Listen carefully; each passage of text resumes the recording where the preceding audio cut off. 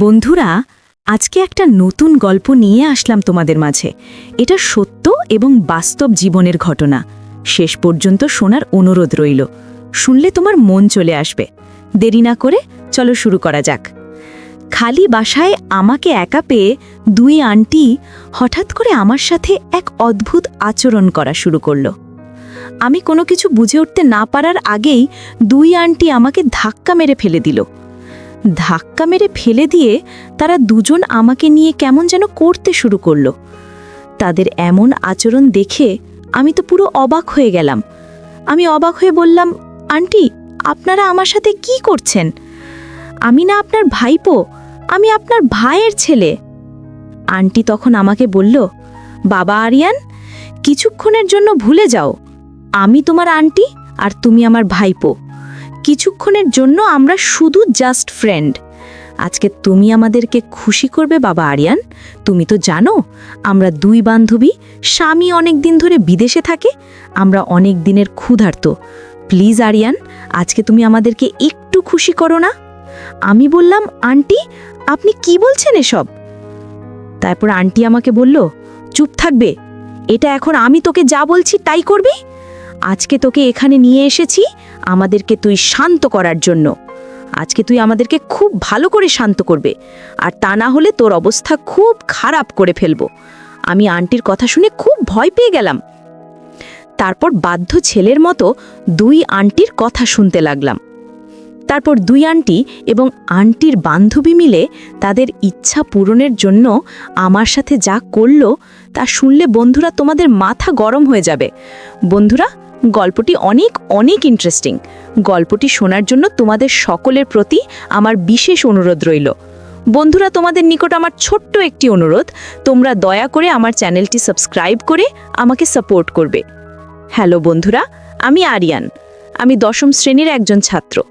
আমি আমার শহরের নামকরা একটি প্রতিষ্ঠানে পড়ালেখা করেছি। আমি দেখতে খুব একটা খারাপ না, আমার চেহারা দেখতে নায়কের মতো। ছেলেবেলা থেকেই আমি অনেক মেয়েদের কাছ থেকে প্রেমের অফার পেয়েছি, কিন্তু আমি এসবে খুব একটা পাত্তা দিতাম না। আমার বাবা একজন প্রাইমারি স্কুলের শিক্ষক ছিলেন। যে টাকা বেতন পেত তা দিয়ে আমার 4 ভাই বোনের পড়ালেখার খরচ চালাতে অনেকটা হিমশিম খেত। আমার বাবার স্বপ্ন ছিল আমি পড়ালেখা করে অনেক বড় পদে চাকরি করব।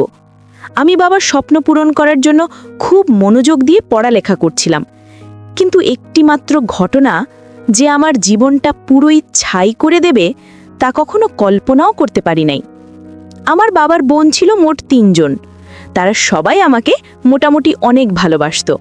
তাদের মধ্যে আমাকে সবচাইতে বেশি ভালোবাসত আমার বাবার ছোট বোন, মানে আমার ছোট আন্টি। ছোটবেলা থেকেই ছোট আন্টি আমাকে অনেক বেশি ভালোবাসত, একেবারে নিজের ছেলের মতো। আমাকে সবসময় চোখে চোখে রাখতেন। মানে আমার কাছে মনে হতো আমার আন্টি বাবা মার চাইতেও বেশি ভালোবাসতেন আমাকে। আমার আন্টির বিয়ে হয়েছে আমাদের বাড়ির পাশের বাড়িতে। আমার আঙ্কেল অনেক দিন ধরে বিদেশে থাকে, যে কারণে আমার আন্টি সবসময়, মানে বেশিরভাগ সময় আমাদের বাড়িতে সময় কাটান। আমার ছোট আন্টির প্রয়োজন অপ্রয়োজনে আমাকে বেশি কাছে ডাকতো। কোনো কিছু দরকার পড়লে আমাকে ডাকতো। আমার ছোট আন্টি আমাকে কেন যে একটা ভালোবাসতো আমি তো জানি না, কিন্তু তার এই ভালোবাসার ভেতনে যে একটা শয়তানের রূপ ছিল তা আমি কখনো কল্পনা করতে পারি নাই। আমি যখন খুব ছোট ছিলাম তখন থেকেই আন্টি আমাকে নিয়ে মাঝে মাঝে কি একরকম অদ্ভুত কাজ করতেন। এতে তিনি অনেক খুশি হতেন, অনেক আনন্দ পেতেন। আমি তখন কিছু বুঝতাম না। মাঝে মাঝে রাত্রে আন্টি আমাকে তাদের এখানে থাকতে বলতেন। আমি তাদের এখানে থাকলে রাতে আন্টি কেমন যেন আমার সাথে আচরণ করতেন। ওই আচরণগুলো আমার কাছে মনে হতো খুব বাজে, তাই আন্টিকে কিছু বলতাম না। তখন তো আমার কিছু হয়নি, যে কারণে আন্টির এরকম অদ্ভুত কাজের রহস্য বুঝতাম না। যখন আমার একটু বয়স হলো, মানে যখন আমি একটু বড় হয়ে গেলাম, তখন থেকেই আমি আন্টির কাছে আর খুব একটা বেশি যেতাম না, কারণ আন্টির কাছে গেলেই আন্টি আমার সাথে উল্টাপাল্টা কাজ করত, যে কারণে আমি আন্টির কাছ থেকে সবসময় দূরে থাকার চেষ্টা করতাম। এইভাবে কিছুদিন যাবার পর আন্টিও আর আমার কাছে আসে না। আমার মনে হলো আন্টি বিষয়টা বুঝতে পেরেছে যে আন্টির ওই সমস্ত কাজে আমি সন্তুষ্ট না। তারপর থেকে আন্টি আর আমার সাথে ওই রকম আচরণ করতো না। আমি মনে মনে ভাবলাম আন্টি হয়তো ভালো হয়ে গেছে। তারপরেও আমি আন্টির কাছ থেকে দূরে থাকার চেষ্টা করতাম।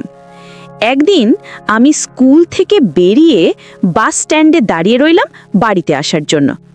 একটু পরে একটা ট্যাক্সি এসে আমার পাশে দাঁড়ালো। আমি লক্ষ্য করে দেখলাম ভেতর থেকে আন্টি আমাকে বলছে, বাবা আরিয়ান, ট্যাক্সিতে উঠে এসো, আমি তোমার জন্য ট্যাক্সি নিয়ে এসেছি, তোমাকে নিয়ে আমি এক জায়গায় বেড়াতে যাব। আমি বললাম, কোথায় আন্টি? আন্টি বলল, আগে তুমি ট্যাক্সিতে ওঠো, তারপর সব বলছি। আমি কোনো কিছু না ভেবেই সরল বিশ্বাসে আন্টির কথা ট্যাক্সিতে উঠে পড়লাম। তারপর ট্যাক্সিতে উঠে আমি বললাম, আন্টি আমরা কোথায় যাব? আন্টি বলল, আরিয়ান, আজকে তোমাকে নিয়ে আমি আমার বান্ধবীর বাড়িতে বেড়াতে যাব। একলা একলা যাব তো, তাই আমার কাছে একা লাগছে, তাই ভাবলাম তোমাকে নিয়ে যাব। বাসা থেকে তোমাকে নিয়ে যাব বলে পরিকল্পনা করে এসেছি। ভাগ্য ভালো তোমাকে স্টেশনে এসে পেয়ে গেলাম। তারপর আন্টি আমাকে বলল, আরিয়ান, তুমি কি আমার সাথে বেড়াতে যেতে পেরে খুশি হওনি? আমি বললাম, না আন্টি, সমস্যা নেই, আমি তোমার সাথে বেড়াতে যেতে পেরে অনেক খুশি, কারণ অনেক দিন ধরে কোথাও যাওয়া হয়নি। ও বন্ধুরা, তোমাদেরকে তো একটা কথা বলাই হয়নি, আমার আন্টির নাম ছিল রিয়া আহমেদ। আমার আন্টির বয়স 30 কিংবা 35 হবে। তারপরও আমার আন্টিকে দেখে তেমন বেশি বয়স মনে হতো না। আমার আন্টির 2 মেয়ে 1 ছেলে। তারপরও আন্টি সবসময় ফিটফাট হয়ে থাকতে পছন্দ করত। আমার আন্টি একেবারে পরিপাটি হয়ে থাকতো। কোথাও গেলে সবসময় ভালো পোশাক পরে খুব সেজেগুজে বের হতো। আজকেও আন্টি একটা হলুদ রঙের পাতলা শাড়ি পরেছেন। একটা পারফিউমের গন্ধ পেলাম। আমি আন্টির পাশে বসা থেকে অনুভব করলাম পারফিউমের মিষ্টি ঘ্রাণ সুখে আমার মনটা ভরে গেল। আমার আন্টি সবসময় আধুনিকভাবে থাকার চেষ্টা করত। আন্টি নিজের প্রতি অনেক যত্ন নিত। আমি প্রায়ই লক্ষ্য করতাম কোনো ছেলে দেখলেই আন্টি অন্যরকম একটা মুড নেওয়ার চেষ্টা করত। সবসময় সেজেগুজে থাকতো, তাই আন্টিকে দেখতে খুবই সুন্দর লাগতো। আমার আন্টি অনেকটা রোম্যান্টিক এবং চঞ্চলও বটে। আন্টি নিজের প্রতি অত্যন্ত বেশি যত্ন নিত, যার কারণে ওনার বয়স 30-35 হলেও বয়স তেমন একটা মনে হতো না। মনে হতো যেন কোনো একটা রূপসী নায়িকা। অনেকে মুখে শুনেছি আমার আন্টির মাঝে মাঝে নাইট ক্লাবও যেত। আমার আঙ্কেল বহুদিন ধরে বিদেশে থাকে, মাঝে মাঝে আসতো আর কয়দিন থেকে চলে যেত। আসলে আঙ্কেল যে কি আমার মাথা ধরে না। এত সুন্দরী, এত হ্যান্ডসাম একটা বউ রেখে কেউ কি এভাবে বিদেশে পড়া থাকে? আঙ্কেলের শুধু টাকার নেশা, এদিকে বউ ছেলে মেয়েদের প্রতি তার কোনো খেয়ালই নেই। আর এদিকে আমার আন্টিও প্রতিদিনই ওভাবে বসে থাকতো আমার মতো নব্য নৌজোয়ান ছেলেদেরকে শিকার করার জন্য। সেদিন আমার কপালটা খুব খারাপ ছিল, যে কারণে আন্টি শিকারে পড়ে গেলাম। যাই হোক বন্ধুরা, কথা বলতে বলতে একটু পরে একটা বহুতল বিল্ডিংয়ের সামনে ট্যাক্সি থামলো। তারপর আন্টি আমাকে ওই বিল্ডিংয়ের 6 তলায় একটি বিলাসবহুল ফ্ল্যাট বাসায় নিয়ে গেল। বাসার সামনে গিয়ে আন্টি কলিং বেল চাপতেই আন্টির মতো অন্য মহিলা বের হয়ে আসলো। ওই মহিলাটিও দেখতে অনেক সুন্দরী ও সজ্জিত ছিল। ওই মহিলার স্বামী বিদেশে থাকে, আর ওই বাসায় ওই মহিলা একা থাকে। মহিলার পোশাকটা একেবারে পরিষ্কার পরিচ্ছন্ন। তারপর ওই আন্টি আমাকে দেখে বলল, কিরে রিয়া, ওটা কি তোর ভাইপো? আমার আন্টি বলল, হ্যাঁ নিশা। তারপর আন্টির বান্ধবী অর্থাৎ নিশা আন্টি বলল, কিরে রিয়া, তোর এরকম একটা তরতাজা ভাইপো আছে, তাহলে আমাকে তুই আগে বলিসনি কেন? তারপর আন্টি বলল, আরে নিশা, আর বলিস না, আমার এই ভাইপোটা না অনেক লাজুক। যখন থেকে বড় হতে শুরু করলো তারপর থেকে আর আমার পাশে আসে না। আজকে তো এখানে জোর করে নিয়ে এসেছি। তারপর নিশা আন্টি বলল, ঠিক আছে, ভালোই করেছিস। তোর ভাইপোর জন্য আজকে কি রান্না করবি? জিজ্ঞেস করলেন আমার আন্টিকে নিশা আন্টি। আমার আন্টি রিয়া আহমেদ বললেন, তোর যা মন চায় তা রান্না কর। নিশা আন্টি বললেন, আচ্ছা ঠিক আছে, তোরা এই ড্রয়িং রুমে বসে টিভি দেখছিস আর গল্প কর, আমি রান্নাবান্না করে ফ্রেশ হয়ে আসছি। আমরা ড্রয়িং রুমে বসে টিভি দেখতে দেখতে গল্প করতে করতে থাকলাম। নিশা আন্টি রান্নাবান্না করে ফ্রেশ হয়ে চলে আসলেন। তারপর 2 আন্টি মিলে আমাকে নিয়ে গল্প করতে শুরু করলেন। আন্টির বাসায় একটা বড় সাউন্ড সিস্টেম ছিল। মনে হয় নিশা আন্টি এবং আমার আন্টিকে নিয়ে সাউন্ড সিস্টেমে গান ছেড়ে মাঝে মাঝে নাচানাচি করেন, কিছুটা বিনোদন করেন। আজকে আমি যাওয়াতে তাদের বিনোদনের পরিমাণ যেন আরও বেশি হয়ে উঠল। তাদেরকে খুব আনন্দিত মনে হলো, তারা খুব পুলকিত ছিল। আমিও আবার সাউন্ড সিস্টেমের মধ্যে গান ছেড়ে দিলে আমারও খুব নাচানাচি করতে মন চাইতো। কিছুক্ষণ পর আন্টি সাউন্ড সিস্টেমের মধ্যে গান ছেড়ে দিল, খুব উচ্চস্বরে ডিজে গান বাজাতে শুরু করলো। অল্প কিছুক্ষণ পরে আমি লক্ষ্য করলাম আমার আন্টি এবং নিশা আন্টি গানের তালে তালে তারা দুজনেই নাচতে শুরু করলো।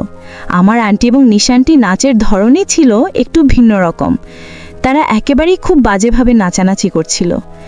তাদের এরকম অদ্ভুত নাচানাচি দেখে আমার মনের মধ্যেও উতাল পাতাল ঢেউ উঠতে শুরু করলো। আর এদিকে জোরে জোরে সাউন্ড সিস্টেম বাজছে, বাহির থেকে কেউ বুঝতেই পারবে না যে ভিতরে কি হচ্ছে। কিছুক্ষণ পর আমি নিশানটিকে লক্ষ্য করে দেখলাম তিনি টিভির মধ্যে একটা মেমোরি কার্ড ধরলেন এবং মেমোরি কার্ড দিয়ে কীরকম এক অদ্ভুত ভিডিও ছেড়ে আমার সাথে নাচানাচি করতে শুরু করলেন। এরকম ধরনের অদ্ভুত ভিডিও দেখে আমার মনের অবস্থা একেবারে খারাপ হয়ে গেল।